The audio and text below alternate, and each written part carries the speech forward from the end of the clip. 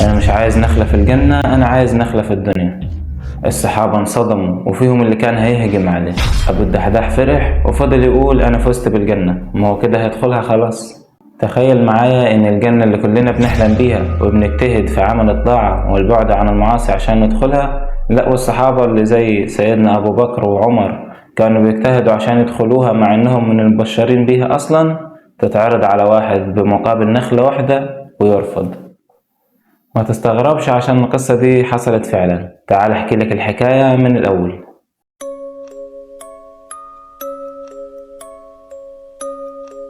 في زمن النبي صلى الله عليه وسلم كان في شاب صغير، كان معاه بستان مش كبير أوي، كان عايز يبني حواليه سور، وفعلا بدأ في البناء.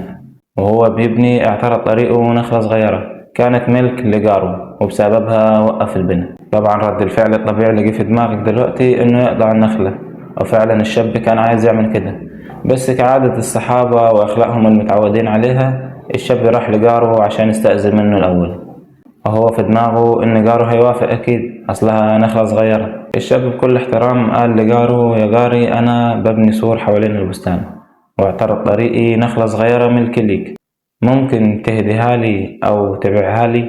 الجار رد عليه بكل جفاف وقال له النخلة بتاعتي ومش هبيعها. الشاب استغرب جدا وقال في باله يمكن هو يكون محتاج النخلة دي، طب أجرب أزود عليه العرض شوية يمكن يوافق.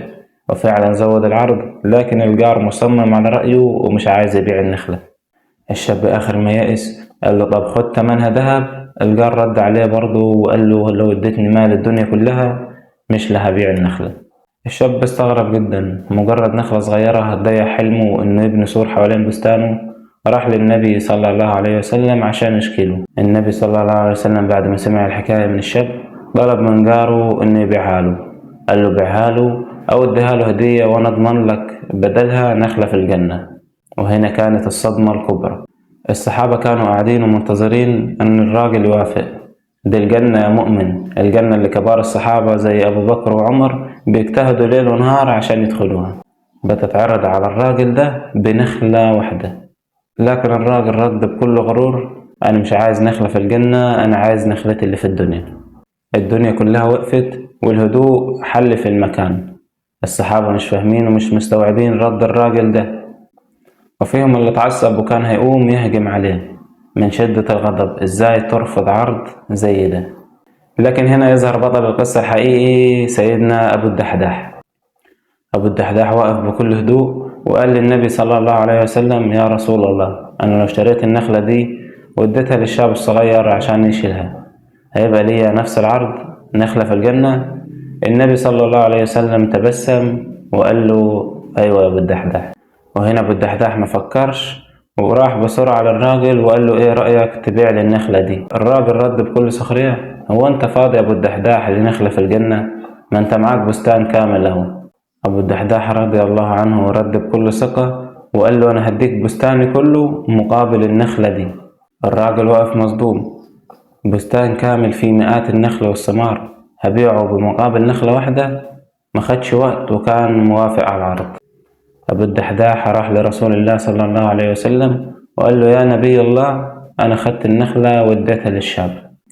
وهنا النبي قال جملته العظيمة كم من عزق ردح في الجنة لأبو الدحداح، يعني كم من نخيل عظيمة تنتظرك أبو الدحداح في الجنة. أبو الدحداح بعد ما بشره النبي صلى الله عليه وسلم فرح فرحة كبيرة وجري على بيته ووقف قدام باب البستان ونادى على مراته وقال لها يلا بينا أنا بعت البستان بمقابل نخيل في الجنة. تخيل معايا كده الموقف يا عزيزي، واحد يقف قدام مراته ويقول لها إنه باع كل حاجة عنده، باع البستان اللي فيه ثمرهم وتعبهم وشقاهم بمقابل نخلة واحدة. رد فعل أم الدحداح حقيقي يتدرس، امرأة صالحة وتقية ردت عليه برد يخلي الحجر يبكي. قالت له ربح البيع أبو الدحداح. يا الله، شوف الإيمان والتقي، سابوا البستان وهم فرحانين لأنهم عارفين أنهم باعوا حاجة زيلة مقابل حاجة أبدية. أما الجار اللي كان بيحارب عشان النخلة مات وساب كل حاجة وراه، وكل حاجة راحت بعديه، والله أعلم حسابه كان عامل إزاي.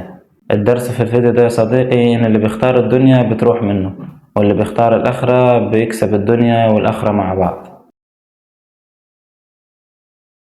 وبكده تكون خلصت حكايتنا. أتمنى تكون عجبتكم، وياريت ما تنسوش اللايك والاشتراك في القناة وتفعيل زر الجرس عشان يوصلكم كل جديد. أشوفكم على خير.